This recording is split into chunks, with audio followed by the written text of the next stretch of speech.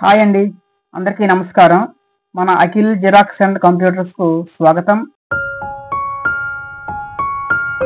నేను మీ అప్పలనాయుడు గొర్లె. ఈరోజు వీడియోలో మనం ఎంఎస్ వర్డ్ 2024 వెర్షన్లో మెయిల్ మెర్జ్ అంటే ఏమిటి, మెయిల్ మెర్జ్ని ఏ సందర్భాలలో ఉపయోగిస్తాం అనే అంశాలను చాలా క్షుణ్ణంగా బేసిక్స్ నుంచి అడ్వాన్స్ వరకు స్టెప్ బై స్టెప్ నేర్చుకుందామండి. ముందుగా మెయిల్ మెర్జ్ అంటే ఏంటో చూద్దాం. మన దగ్గర ఉన్న డిఫరెంట్ కాంటాక్ట్స్కి అంటే వివిధ రకాల వ్యక్తులకి మన దగ్గర ఉన్న లెటర్ని కానీ ఒక ఇన్విటేషన్ కానీ లేదంటే ఒక ఆఫర్ లెటర్ని కానీ ఆ కాంటాక్ట్స్కి మెర్జ్ చేస్తూ ఈ లెటర్ని ఆ డిఫరెంట్ కాంటాక్ట్స్కి పంపించడమే మెయిల్ మెర్జ్ అంటే. మనము మెయిల్ మెర్జ్ చేయాలంటే మన దగ్గర లెటర్ ఉండాలి. ఆ లెటర్ని మనము ఏ వ్యక్తికి పంపించబోతున్నామో ఆ డిఫరెంట్ పర్సన్స్ యొక్క కాంటాక్ట్ లిస్ట్ కూడా మన దగ్గర ఉండాలి. అయితే ఈ లెటర్ అనేది వర్డ్ ఫార్మేట్లో ప్రిపేర్ చేసుకుంటాం. ఈ కాంటాక్ట్ లిస్ట్ అనేది ఎక్సెల్ ఫార్మేట్లో ప్రిపేర్ చేసుకోవచ్చు, లేదంటే మన మెయిల్ మెర్జ్ చేస్తున్న ప్రాసెస్లో కూడా ప్రిపేర్ చేసుకోవచ్చు అనమాట. ఈ విధంగా ప్రిపేర్ చేసుకున్న ఈ లెటర్ని మరి ఈ కాంటాక్ట్ లిస్ట్ని మెర్జ్ చేస్తూ ఈ లెటర్ని ఆ కాంటాక్ట్ లిస్ట్ ఉన్న వ్యక్తులకి పంపించడమే ఈ mail merge. Mail merge complete అయిపోయిన తర్వాత ఈ ఫైనల్ డాక్యుమెంట్ని మనం వర్డ్ ఫార్మేట్లో కానీ లేదంటే పీడిఎఫ్ ఫార్మేట్లో కానీ సేవ్ చేసుకోవచ్చు, లేదంటే మనం ప్రింట్ చేసుకోవచ్చు. అవసరం అనుకుంటే ఈ ఫైనల్ డాక్యుమెంట్ని మన కాంటాక్ట్ లిస్ట్లో ఉన్న ఈ డిఫరెంట్ పర్సన్స్కి మెయిల్ కూడా చేయొచ్చండి. ఇంతవరకు మనం చెప్పుకున్న ఈ అంశాలన్నింటిని గురించి చాలా క్షుణ్ణంగా బేసిక్స్ నుంచి అడ్వాన్స్ వరకు స్టెప్ బై స్టెప్ చాలా సులువుగా అర్థమయ్యే విధంగా నేర్చుకునే ప్రయత్నం చేద్దాం.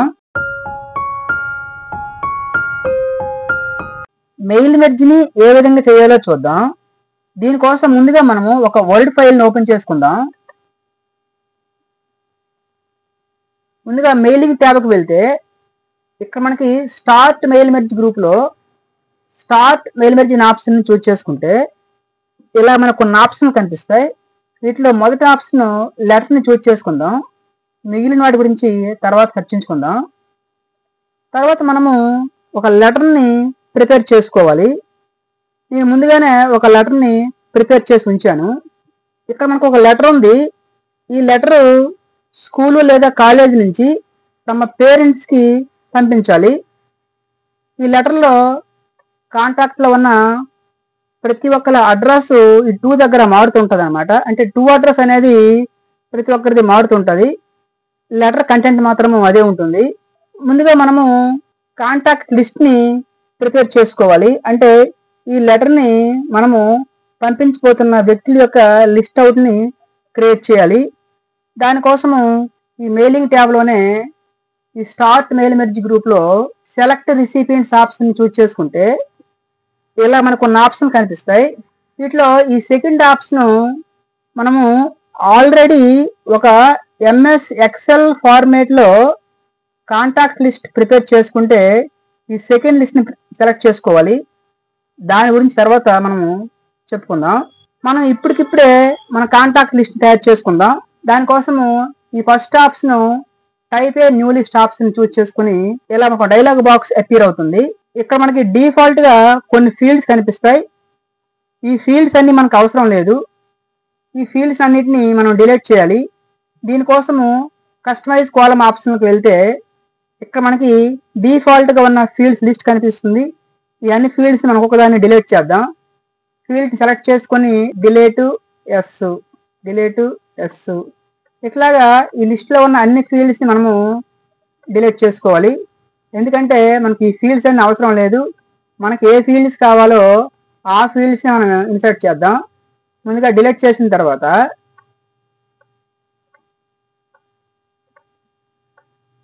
మనం ఒక్కొక్క ఫీల్డ్ని యాడ్ చేద్దాం. ఈ యాడ్ అనే ఆప్షన్ని క్లిక్ చేస్తే మనము మనకి ఏ ఫీల్డ్ కావాలో ఇక్కడ ఆ ఫీల్డ్ నేమ్ని టైప్ చేయాలి. Parent name, okay. నెక్స్ట్ ఒక ఫీల్డ్ యాడ్ చేయాలంటే యాడ్, మనకు అడ్రస్ కావాలి, ఓకే. నెక్స్ట్ మొబైల్ నెంబర్ కూడా యాడ్ చేద్దాం, ఓకే, ఇలా మనకి ఎన్ని ఫీల్డ్స్ కావాలో అన్ని ఫీల్డ్స్ని యాడ్ చేసుకోవచ్చు. ఫైనల్గా ఓకే చేద్దాం. డిఫాల్ట్గా ఉన్న అన్ని ఫీల్డ్స్ డిలీట్ అయిపోయి మనము యాడ్ చేసిన ఫీల్డ్స్ మాత్రమే కనిపిస్తాయి ఇక్కడ. Parent name, address, mobile number. మనం కొన్ని కాంటాక్ట్స్ని యాడ్ చేద్దాం.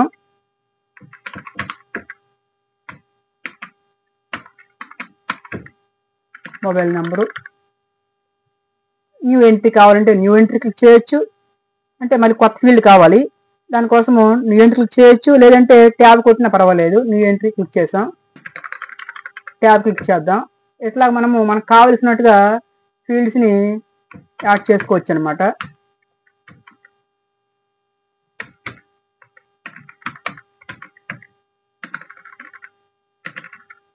ఓకే, ఇలా మనం 3 ఫీల్డ్స్ని యాడ్ చేసాం. దీన్ని డెస్క్టాప్ మీద సేవ్ చేద్దాం, కాంటాక్ట్స్ అని. ఓకే, ఇప్పుడు మనము యాడ్ చేసిన ఫీల్డ్స్ ఇక్కడ రైట్ అండ్ ఇన్సర్ట్ ఫీల్డ్స్లో ఇన్సర్ట్ మెర్జ్ ఫీల్డ్లో మనకు కనిపిస్తాయి. చూడండి ఇక్కడ మనము parent name, address, mobile number add చేసాం కదండి. వీటిని మనము ఈ 2 దగ్గర ఇన్సర్ట్ చేసుకోవాలి. అంటే ఆ ఫీల్డ్స్ ఎక్కడెక్కడ కావాలనుకుంటున్నామో అక్కడ కర్సర్ ఉంచి ఈ రైట్ అండ్ ఇన్సర్ట్ ఫీల్డ్లో ఇన్సర్ట్ మెర్జ్ ఫీల్డ్ అనే ఆప్షన్ని క్లిక్ చేసుకుని ఇక్కడ మనకు కావాల్సిన ఫీల్డ్ని చూజ్ చేసుకోవాలి. 2 దగ్గర మనకి పేరెంట్ నేమ్ కావాలి, ఎంటరు. అడ్రస్ కావాలి, ఎంటరు. మొబైల్ నెంబర్ కావాలి. డి దగ్గర కూడా మనకి పేరెంట్ నేమ్ యాడ్ చేద్దాం. చేసిన తర్వాత మనము ఈ ఫినిష్ అండ్ మెర్జ్ని క్లిక్ చేసుకుంటే ఇక్కడ మనకు కొన్ని ఆప్షన్స్ కనిపిస్తాయి. వీటిలో ప్రింట్ని ఏ విధంగా ఇవ్వాలి, మెయిల్ ఏ విధంగా ఇవ్వాలి తర్వాత చూద్దాం. మనం ఈ first option edit individual document click చేసుకుంటే ఇలా డైలాగ్ బాక్స్ అపీర్ అవుతుంది. మన ఇక్కడ అన్ని ఫీల్డ్స్ కావాలంటే ఆల్లో ఉంచుదాం. లేదు మనం ఇన్సర్ట్ చేసిన ఫీల్డ్ మనకు కొన్నే కావాలంటే మనకి ఏ ఫీల్డ్ నుంచి కావాలో ఆ ఫీల్డ్ సెలెక్ట్ చేసుకోవచ్చు. మనం ఆల్లో ఉంచి ఓకే చేద్దాం. మనము 3 ఫీల్డ్స్ని యాడ్ చేసాం కదండి. ఈ 3 ఫీల్డ్స్ తాలూకా లెటర్స్ అనేవి మనకి 3 కనిపిస్తుంది. చూడండి ఇక్కడ 3 లెటర్స్ వచ్చాయి. ఈ విధంగా మన కాంటాక్ట్ లిస్ట్లో ఎన్ని ఫీల్డ్స్ని యాడ్ చేస్తే అన్ని లెటర్స్ మనకి ఇక్కడ క్రియేట్ అయిపోతాయి అన్నమాట. ఇది మనం సేవ్ చేద్దాం.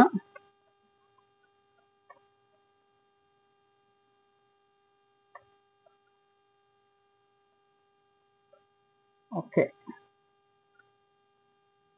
డాక్యుమెంట్ని వర్డ్ ఫార్మాట్లో కానీ పీడిఎఫ్ ఫార్మాట్లో కానీ సేవ్ చేసుకోవచ్చు.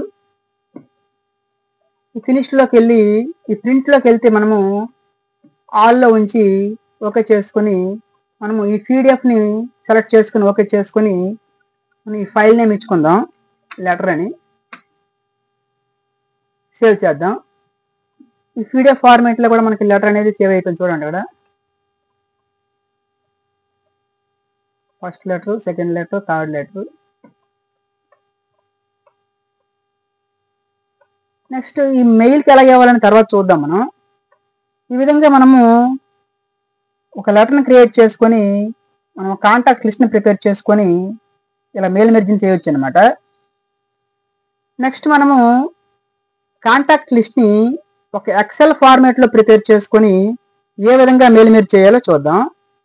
ఇక్కడ మనకి వర్డ్ ఫార్మేట్లో ఒక ఆఫర్ లెటర్ ఉంది.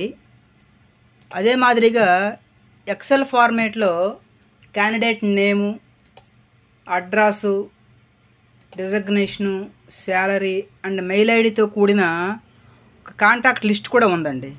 వర్డ్ ఫార్మేట్లో ఉన్న లెటర్ని ఎక్సెల్ ఫార్మేట్లో ఉన్న ఈ కాంటాక్ట్ లిస్ట్ని ఉపయోగిస్తూ మెయిల్ మెర్జ్ని ఏ విధంగా చేయాలి, మెయిల్ మెర్జ్ చేసిన అనంతరం వచ్చిన ఫైనల్ డాక్యుమెంట్ని ఈ కాంటాక్ట్ లిస్ట్లో ఉన్న ఈ డిఫరెంట్ క్యాండిడేట్స్కి ఏ విధంగా మెయిల్ చేయాలో ఇప్పుడు చూద్దాం.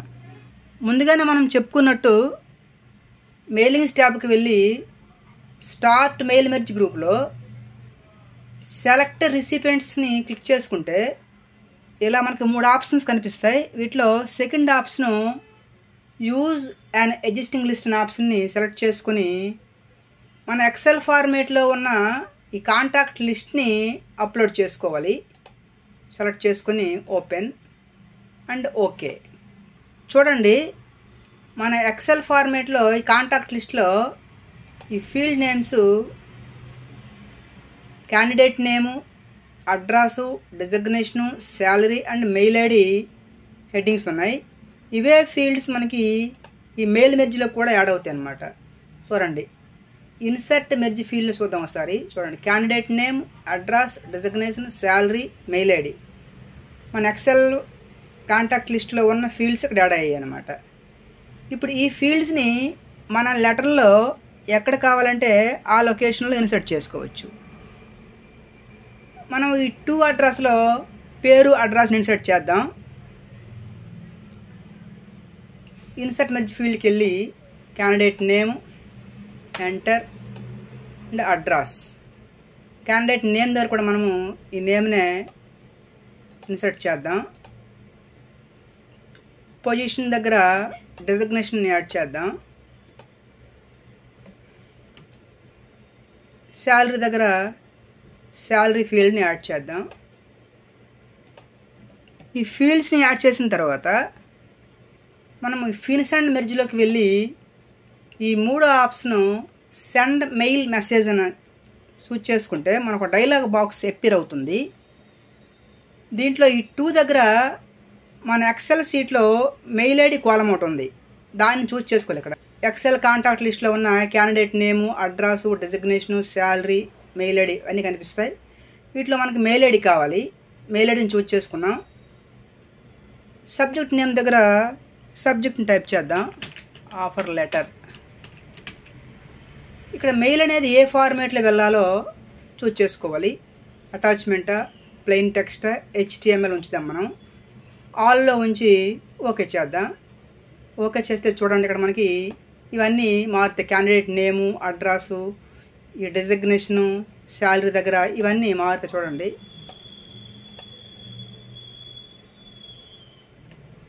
మన ఎక్సెల్ కాంటాక్ట్ లిస్ట్లో ఉన్న అన్ని మెయిల్స్కి ఈ లెటర్ అనేది సెండ్ అయిపోయింది అనమాట. ఈ విధంగా మనము వర్డ్ డాక్యుమెంట్ని, ఎక్సెల్ని మెయిల్ మెర్జ్ చేయొచ్చు అనమాట. ఆ కాంటాక్ట్ లిస్ట్లో మన మెయిల్ ఐడిని యాడ్ చేసుకొని మనము మెయిల్ కూడా సెండ్ చేసుకోవచ్చు. ఇదండి మెయిల్ మెర్జ్. ఇంతవరకు మనం నేర్చుకున్న ఈ మెయిల్ మెర్జ్ అనే సబ్జెక్టు మీ అందరికీ బాగా అర్థమైందని భావిస్తున్నాను. ఇంతవరకు మీరు చూసిన ఈ వీడియోలో కంటెంట్ ఉంటేనే లైక్ చేయండి. ఫర్దర్ వీడియోస్ ఇంకా ఉన్నతంగా రావడానికి మీ విలువైన సూచనలను, సలహాలను కామెంట్ రూపంలో తెలియజేయండి. మన వీడియోను మీ మిత్రులకు షేర్ చేయండి. ఫ్యూచర్ వీడియోస్ మీకు నోటిఫికేషన్ రూపంలో రావడానికి మన ఛానల్ని సబ్స్క్రైబ్ చేయండి. మన ఛానల్ని ఎంతగానో ఆదరిస్తున్న మీ అందరికీ ధన్యవాదములు. నమస్కారం.